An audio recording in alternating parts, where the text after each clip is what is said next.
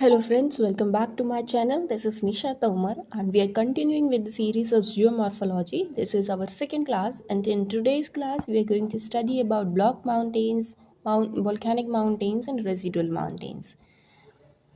पिछली क्लास में हमने देखा था कि फोल्ड माउंटेन्स कैसे फॉर्म होते हैं और टाइप्स ऑफ माउंटेन्स में पहला टॉपिक था वो हमारा। आज हमारा दूसरा टॉपिक ब्लॉक माउंटेन्स का और बाकी वोल्केनिक और रेसिडुअल माउंटेन्स का है। हमने देखा था कि जब अर्थ क्रस्ट में वेंट्स होते हैं, अर्थ क्रस्ट में वेंट्स पैदा होते हैं तो फोल्ड्स अकर होते हैं। उसी तरीके से आज हम देखने वाले हैं कि अर्थ की क्रस्ट में अगर क्रैक्स आ जाते हैं अर्थ की क्रस्ट में तो फॉल्ट्स पैदा होते हैं। एक सेक्शन अर्थ का ऊपर उठ जाता है या फिर नीचे चला जाता है तो ब्लॉक माउंटेन्स पैदा होते हैं। अगर नीचे जाता है तो हमारी ग्रेविन वैलीज या रिफ्ट वैलीज पैदा होती हैं। अब होस्ट क्या होता है?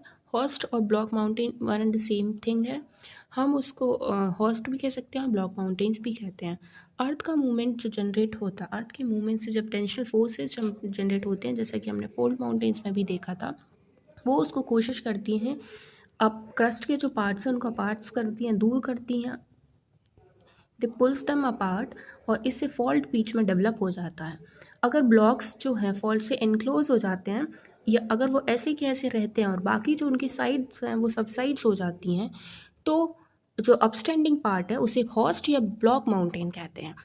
और अगर हम दूसरा एग्जांपल लें तो कभी कभी क्या होता है, ये ब्लॉक माउंटेन्स वैसी की वैसी दो सबसाइड्स हैं वो वहीं रह जाती हैं और बीच वाला हिस्सा है यानी जो बीच सेंट्रल पार्ट होता है वो नीचे सबसाइड हो जाता है तो हमारी वैलीज फॉर्म होती हैं जिन्हें हम रिफ्ट वैलीज या ग्रेविन वैलीज कहते हैं। तो अगर हम ब्लॉक माउंटेन्स की एग्जांपल देखें तो सबसे बढ़िया जो इसके एग्जांपल्स हैं वो हुंसरक माउंटेन्स जर्मनी में और वोल्स्टर्स फ्रांस और black forest of Rhineland Germany. ये तीन एग्जांपल्स ब्लॉक माउंटेन्स के बहुत इंपॉर्टेंट एग्जांपल्स हैं, इनको आपको याद कर लेना है। दूसरी हम बात करें ग्रेविन या रिफ्ट वैली की तो टेंशन फोर्सेस की वजह से सेंट्रल पोजीशन जो सेंट्रल पार्ट जो होता है रॉक्स का वो देखो या तो सेंट्रल पार्ट नीचे चला जाए और ऊपर वाले पार्ट एज इट इज़ खड़े रहें। यहाँ पे जैसे हम देख सकते हैं सेंट्रल पार्ट नीचे चला जाए और ऊपर जो साइड वाले पार्ट हैं वो एज इट इज़ खड़े रहें तो भी वैली फॉर्म होती है जिसे हम रिफ्ट वैली कहते हैं। या फिर ब्लॉक जो साइड ब्लॉक्स हैं वो ऊपर राइज हो जाएं और नीचे rift valley as it is जो सेंट्रल पार्ट है वो एज इट इज़ रहे तो भी रिफ्ट वैली फॉर्म होती है। दो कंडीशन में फॉर्म होती है। देखो क्रैक्स पैदा होने से जो ब्लॉक्स हैं वो तो या तो ऊपर जाएंगे साइड वाले या साइड वाले ब्लॉक्स नीचे जाएंगे या बीच वाला ऊपर जाएगा या बीच वाला नीचे जाएगा। तो अगर साइड वाले ऊपर चले गए हैं, सब साइड वाले ब्लॉक्स राइज हो गए हैं तो बीच वाला नीचे वैसा कि वैसा रह गया तो यहाँ रिफ्ट वैली बन गई। या तो फिर साइड वाले दोनों बीच वाला नीचे चला जाए तो इससे भी रिफ्ट वैली फॉर्म होती है। तो कंप्रेशन फोर्सेस जब अर्थ क्रस्ट में सेट होता है इससे थ्रस्ट या रिवर्स फॉल्ट की वजह से अर्थ क्रस्ट शॉर्ट हो जाती है और ब्लॉक माउंटेन्स फॉर्म होते हैं राइजिंग और सब्सिडेंस ऑफ रॉक्स की वजह से। तो हमने ब्लॉक माउंटेन्स का फॉर्मेशन देखा। अब हम दूसरा इंपॉर्टेंट टॉपिक इसका एग्जाम्पल बचा है ग्रेबन या रिफ्ट वैली का। सबसे इंपॉर्टेंट एग्जाम्पल जो हम ईस्ट अफ्रीकन रिफ्ट वैली देखते हैं, अफ्रीका का ईस्ट हिस्सा ईस्टर्न पार्ट पूरा ही एक बड़ी सी रिफ्ट वैली है। यहाँ पे हम एग्जाम्पल में देख सकते हैं, देखो ये जो है अफ्रीका का ये वाला हिस्सा ये पूरा ही यहाँ से यहाँ तक रिफ्ट वैली। यहाँ पे हम देखते हैं कई सारी लेक तंगनेका, लेक तना, ऐसी बहुत सारी लेक विक्टोरिया, बहुत सारी लेक्स इस हिस्से में हमें देखने को मिलती है, रिफ्ट वैलीज में देखने को मिलती हैं। तो ये सबसे अच्छा इंपॉर्टेंट रिफ्ट वैलीज़ का है। और हमने हॉस्ट या फिर ब्लॉक माउंटेन्स एग्जाम्पल में हुंसरक माउंटेन्स जर्मनी के, वोल्स्टर्स माउंटेन फ्रांस के और ब्लैक फॉरेस्ट राइनलैंड जर्मनी के। अब हम देखने वाले हैं वोल्केनिक माउंटेन्स या फिर वोल्केनोज कह सकते हैं उन्हें। ये वोल्केनोज ही होते हैं जो कि मटेरियल इजेक्ट होता है फिजर्स में से, उस वजह से फॉर्मेशन होता है। एक वोल्केनिक माउंटेन्स है लेकिन उसके सेंट्रल पार्ट में उसके ऊपर सेंट्रल हिस्से में एक वेंट होता है, एक फिजर होता है जहाँ से वोल्केनिक इरप्शंस होते हैं। ये देखिए ये फिजर है, ये वेंट है, यहाँ से मग्मा निकलता है, बाहर आता है, लावा बनता है, फिर सॉलिडिफाई होने के बाद में हम देख सकते हैं प्लेट्यूज बनाते हैं और बहुत सारे लैंडफॉर्म्स बनाते हैं।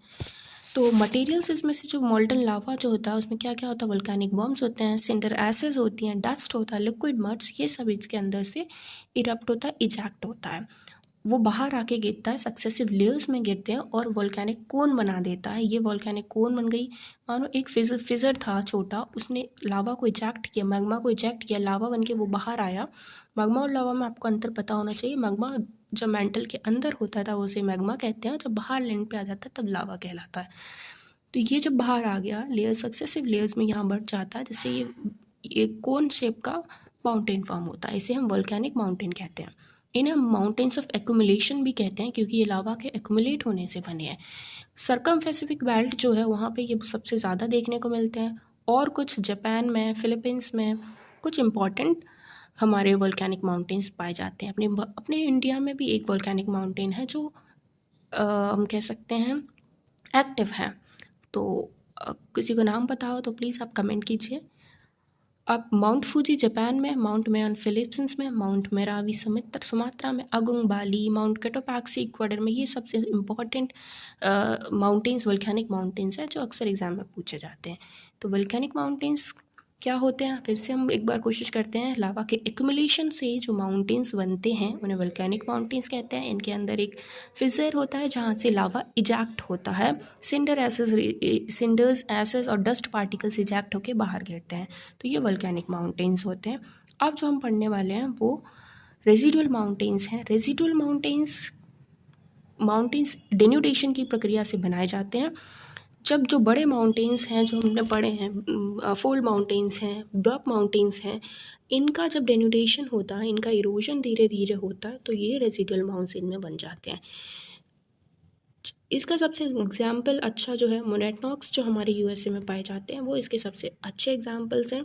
रेजिडुअल माउंटेन्स धीरे धीरे प्लेट्यूज से भी इवॉल्व हो जाते हैं। प्लेट्यूज के हम कह सकते हैं इरोजन से, या फिर छोटे छोटे पहाड़ पर्वत के इरोजन से रेजिडुअल माउंटेन्स बनते हैं।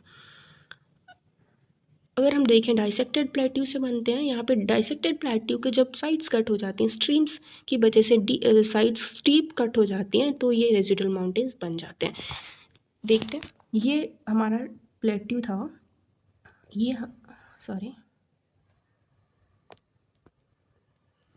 मानो ये हमारा प्लेट्यू है।